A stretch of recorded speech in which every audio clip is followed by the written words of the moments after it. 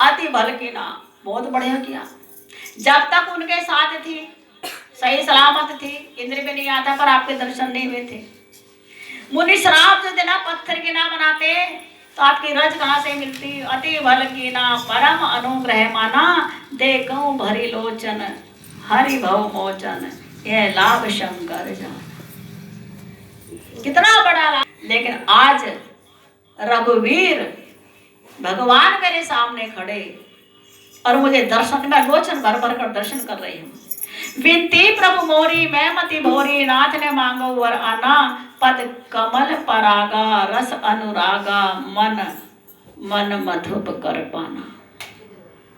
आपके चरण कमलों की रज मिल गई, मुझे और कुछ नहीं चाहिए। चाहे बोलो अगर कुछ नहीं चाहिए, बस वो भगवान ने अपने धाम को उनका वास करा दिया। बोल शंकर भगवान की जय, पार्वती मैया की जय। गंगा विश्वामित्र बड़े प्रसन्न हुए, जिस कारण से लाया था सारे काम बनते जा रहे हैं, जोड़ी भी बनेगी, अपने मन में हर्षाते हुए जा रहे हैं। गुरु जी आगे आगे, उनके पीछे राम जी और उनके पीछे लक्ष्मण जी चले। राम लक्ष्मण मुनि संगा, और गए जहां जग पावनी गंगा। रास्ते में गंगा मिली, गंगा का तट मिला। गादी सुन सब कथा सुनाई, जय प्रकार सुरसरी मही आई। गादी और कौशिक विश्वामित्र जी के नाम है। महर्षि गादी ने विश्वामित्र जी ने कहा, ये गंगा है, तुम्हारे पुरखे लाए थे। सारा बताया कैसे 60,000 सगर के पुत्र थे। कपिल श्री ने श्राप दे दिया था, समुद्र किनारे सब पड़े रहे थे। और तुम्हारे जो पुरखे महाराज सगर है, उनकी 3-3 पीढ़ियां गुजर गई थी, तपस्या करते करते गंगा नहीं आई। आखिर में तुम्हारे खानदान में भगीरथ पैदा हुए, भगवान ने गंगा को भेजा, शंकर जी ने गंगा को थामा, वो गंगाधर कहलाए। अर्थात तुम्हारे पुरखों के कारण ही भगवान गंगाधर बने, गंगा धरती पर आई। आज सबका उद्धार गंगा करे, तुम्हारे पूर्वजों का इतना बड़ा जो है यश फैला हुआ है। राम जी ने गंगा की स्तुति की, गंगा जी का पूजन किया।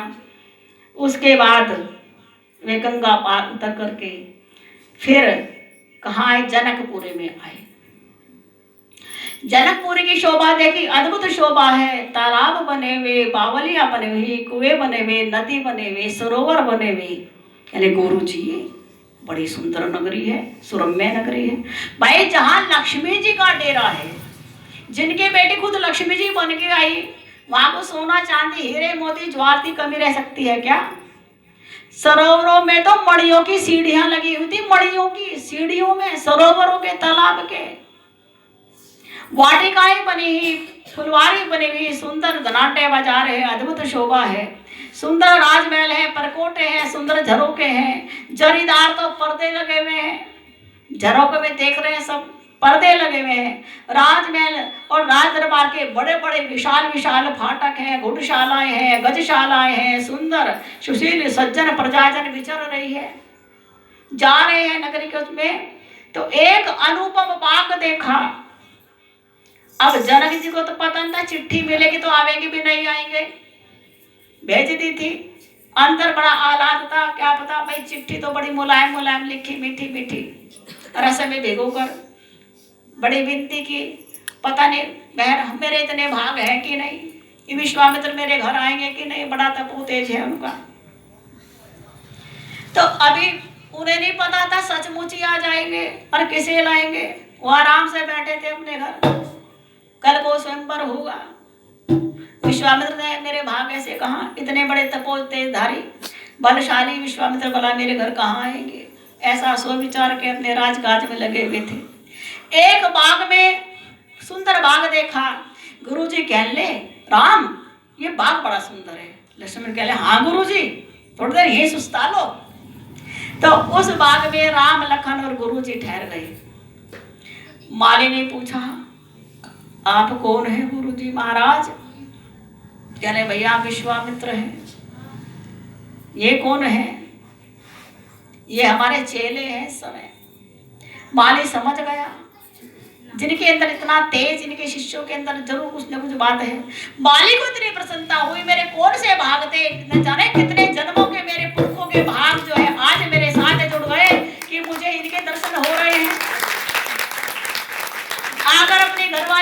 मालिनी को चली जा भाग में, तू भी कर दे दर्शन कि तुम करे मैं करे। मैं जरा राजा के पास गए, दौड़ा दौड़ाया माली।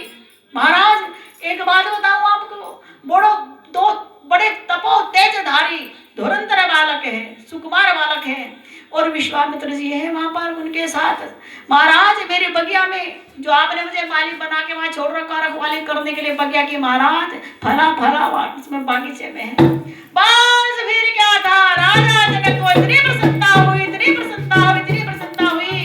कि आज विश्वामित्र जी का अभिनंदन करने के लिए अपने गुरु शतानंद को लिया, साथ में राजमंत्री को लिया, राजगुरु को लिया, पुरोहित को लिया।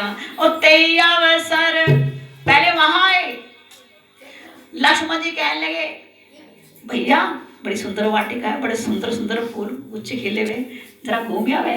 गुरु जी हम घूम ले वाटिका में। हाँ घूम लो। विश्वामित्र अकेले बैठे थे। इधर से आगे जनक जी, शतानंद जी, मंत्री आगे, ब्राह्मण से लेकर राजा मंत्री आदि सबने मत्था टेका, गुरु जी विश्वामित्र को आशीर्वाद दिया, कुशल मंगल रहो। इतने में दो भाई आ गए। तेई अवसर आए दो भाई, और गए रहे देखन फुलवाई। फुलवारी देखने गए हुए थे, दो भाई आ गए, और जब उनका तेज देखा हक्के बक्के रह गए। हे राम, अरे भाई ये कौन है, आज तक इतनी सुंदरता तो देखे नहीं। अपने आप पैर खड़े हो गए, उनके लिए स्तुति हाथ जोड़कर। उठे सकल जब रघुपति आए, विश्वामित्र निकट बैठाए। विश्वामित्र ने कहा राम आ मेरे यहाँ बैठ, लक्ष्मण आजा तू इधर बैठ, बाएं दाएं बैठा लिए। जनक जी देखे, सब खड़े हो गए। मंत्री ये कौन आ गया, तो अलबेली सूरत देखने को मिल रही। मूर्ति मधुर मनोहर देखी, भयउ विदेह विदेह विसेखी। आज जनक जी जिन्हें विदेह राज कहते हैं, देह में जिनका मन नहीं रहता, आज अपनी देह की विदेह विदेह हो गई। विदेह राज देह की सुध भूल गए।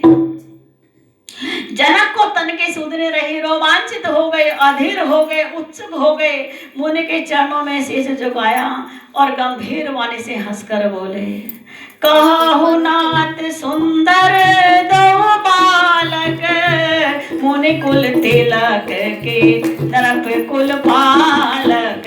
राम सिया राम सिया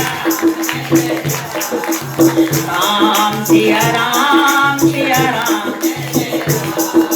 महाराज ये किसी ऋषि के बच्चे हैं या किसी नरक कुल पालक, किसी राजा के कुल में है?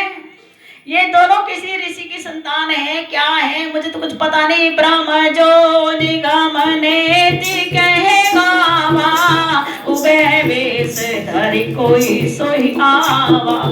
या फिर जो ब्रह्म परात्पर ब्रह्म, जो निर्गुण ब्रह्म है, कभी धरती पर नहीं आता, क्या वो सगुण रूप धारण करके, देह धारण करके यहाँ आया? मुझे कुछ तो बता दो। सहज विरागी रूप मनु मोरा, मेरा जो वैरागी मन है सहज ही आज मेरा वैराग्य छूट गया। थकित होते जिमे चंद चकोर, जैसे चकोर मछली चांद की ओर देखता रहता है, आज मेरा मन लगातार इन्हीं के रूप में उलझ गया है। इन्हीं बिलोकते अति अनुरागा, पर बस ब्रह्म सुखई मन त्यागा। मैं तो आत्मज्ञान में लीन रहता था, मूर्ति पूजा में मेरा मन नहीं था। जो मैं हूँ मेरे अंदर है, घट घट में सब ईश्वर समाया हुआ है। इसी बात में मेरा ब्रह्म सुख आत्मज्ञान मानता था, लेकिन आज मेरा ब्रह्म ज्ञान भी सब फीका पड़ गया। बताओ तो सही, पूछ रहा हूं कौन है ये? अब विश्वामित्र कहते हैं रघुकुल मणि दशरथ